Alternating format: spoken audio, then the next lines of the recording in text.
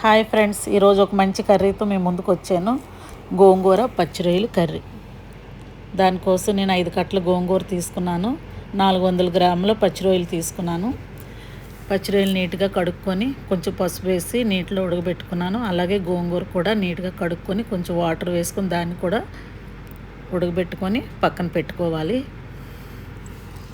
వాటికి కావాల్సిన ఇంగ్రీడియంట్స్: ఉల్లిపాయలు, పచ్చిమిర్చి, కరివేపాకు, టమాటీ, గరం మసాలా, ఉప్పు, పసుపు, ఉడకబెట్టుకొని ఉంచుకున్న రొయ్యలు, మిక్సీ చేసుకున్న గోంగూర. ఇప్పుడు కళాయి పెట్టుకొని అందులో ఆయిల్ పోసుకోవాలి.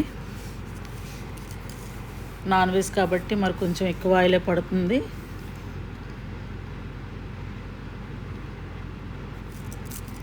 ఆయిల్ వేడెక్కగానే ఒక చిటికెడు మెంతిపిండి, కొంచెం జీలకర్ర, ఒక 5-6 రెబ్బలు దంచుకున్న వెల్లుల్లిపాయలు, ఒక 2 ఎండుమిర్చి వేసుకొని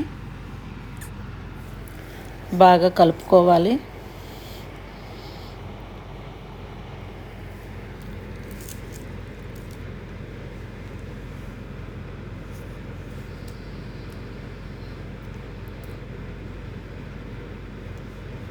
ఇవి బాగా వేగుతునేటప్పుడు ఇప్పుడు మనం కొంచెం కరివేపాకు, ఒక 3 పచ్చిమిరపకాయలు, 2 మీడియం సైజు ఉల్లిపాయలు నేను కట్ చేసుకొని పెట్టుకున్నాను, సరిపోతాయి. ఇప్పుడు వీటిని కూడా బాగా వేయించుకోవాలి. వీటిని కూడా బాగా వేయించుకుంటే కొంచెం రెడ్డిష్గా వచ్చేటప్పుడు టమాటా కూడా వేసుకోవాలి. ఇప్పుడు ఉల్లిపాయలు, టమాటా అంతా బాగా నూనెలో వేగే వరకు కలుపుకొని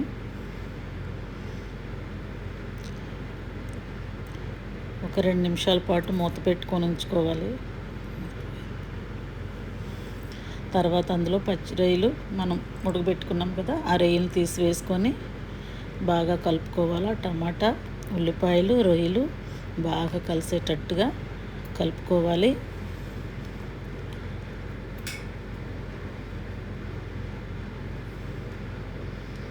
చూస్తున్నారుగా, కర్రీ చాలా బాగుంటుంది. ట్రై చేయండి ఫ్రెండ్స్. ఇప్పుడు మూత పెట్టుకొని ఒక 5 మినిట్స్ అలా ఉంచుకోండి. 5 నిమిషాలు అయిన తర్వాత మళ్ళీ ఒకసారి బాగా కలుపుకొని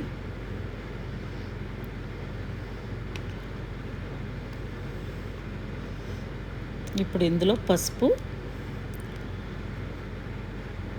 కొంచెం గరం మసాలా, కొంచెం ధనియాల పౌడరు, ఒక చెంచా అల్లం వెల్లుల్లి పేస్టు, 2 చెంచాలు కారం వేసుకొని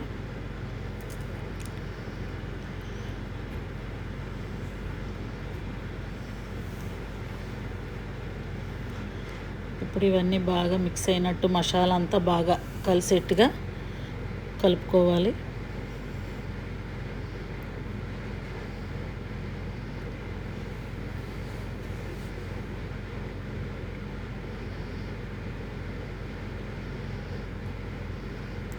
ఇప్పుడు దీనిలోనే మనం కొంచెం ఉప్పు కూడా వేసుకోవాలి.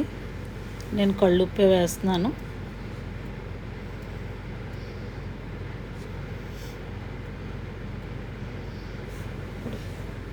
సాల్ట్ కూడా బాగా కర్రీలో కలిసేలాగా బాగా కలుపుకోవాలి. ఇప్పుడు మసాలా అంతా బాగా వేగుతుంది నూనెలో.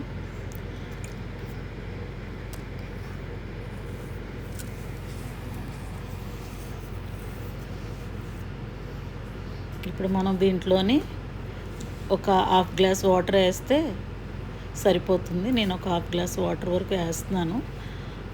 ఆల్రెడీ మనం కొంచెం రొయ్యలు ఉడకబెట్టేసుకున్నాం కాబట్టి ఇప్పుడు కొంచెం వాటర్లో నా మసాలా అంతా ఉడికితే సరిపోతుంది. అందుకు హాఫ్ గ్లాస్ వాటర్ అయితే సరిపోతుంది.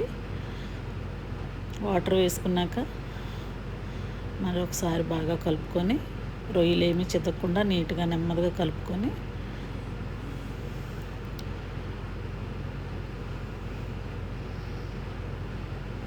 మూత పెట్టుకోండి. మూత పెట్టుకున్న తర్వాత ఒక 5 నిమిషాలకి వాటర్ అంతా ఇంకిపోతుంది. ఇప్పుడు కూర అంతా దగ్గరికి అయింది కదా. ఇప్పుడు మనం ఉడకబెట్టుకొని ఉంచుకున్న గోంగూరని నేను మిక్సీ చేసి పెట్టుకున్నాను. ఇప్పుడు ఆ ముద్దను కూడా ఇందులో వేసుకొని బాగా కలుపుకుందాం.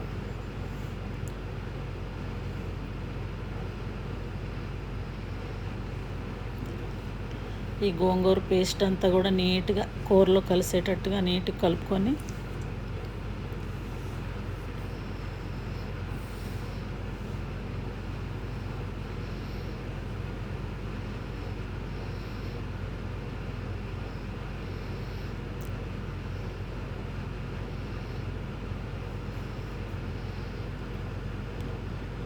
మనం మిక్సీలో ఉన్న కొంచెం గోంగూర పేస్ట్ ఉంది కదా, దాంట్లో కొంచెం వాటర్ వేసుకొని దాన్ని కూడా ఇందులో వేసుకుంటే మనకు కర్రీ కొంచెం జ్యూసీగా వస్తుంది.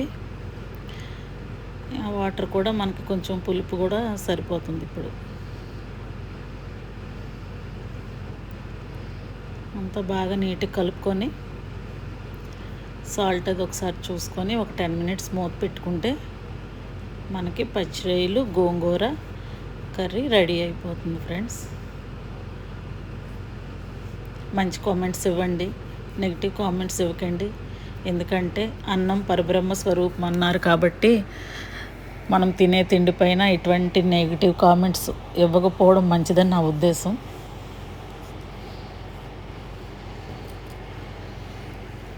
షేర్ చేయండి, సబ్స్క్రైబ్ చేసుకోండి, లైక్ చేయండి, బెల్ ఐకాన్ని ప్రెస్ చేయండి. ఫ్రెండ్స్, ఇప్పుడు 10 మినిట్స్ అయిపోయింది కదా, కూర అంతా చక్కగా దగ్గర పడింది. ఇప్పుడు కొంచెం మనం కొత్తిమీర వేసుకొని కొత్తిమీర వేసుకున్నాక సరిపోతుంది, ఇంకేం చేయవసరం లేదు, బాగుంటుంది.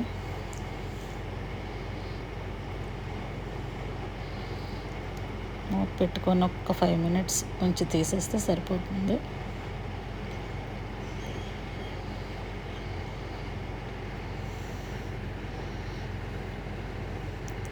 కూరలో కొత్తిమీర కట్ చేసి వేసుకునే కన్నా ఇలాగా చేత్తో తుంపుకొని వేసుకుంటేనే దాని టేస్ట్ బాగుంటుంది అంటారు కాబట్టి నేను కూడా అలాగే ఎప్పుడు చేస్తాను.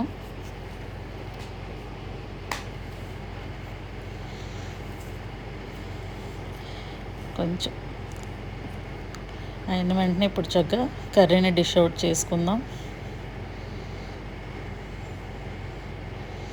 ఈరోజు సండే మా ఇంట్లో పచ్చిరొయ్యలు గోంగూర కర్రీ చేసుకున్నాం. ఫ్రెండ్స్, మీరు కూడా ఇవాళ సండే మీ ఇంట్లో ఏం చేసుకున్నారు అనేది కామెంట్ రూపంలో నాకు తెలియజేయండి. Thanks for watching friends. మరొక డిష్తో మరొక వీడియోలో మీతో కలుస్తాను. Bye friends.